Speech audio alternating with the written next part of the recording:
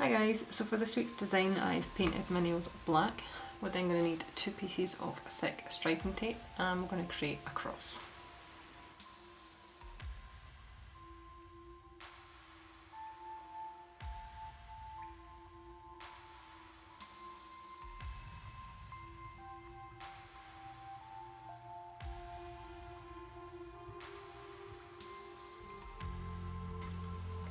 Over the top of that I'm going to paint this glitter polish.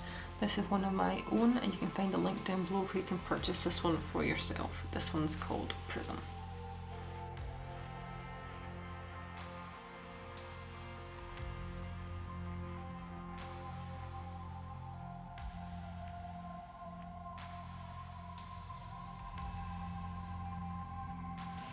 To finish the design off, you're going to need a small dotting tool and white polish, and as you can see we are outlining the cross.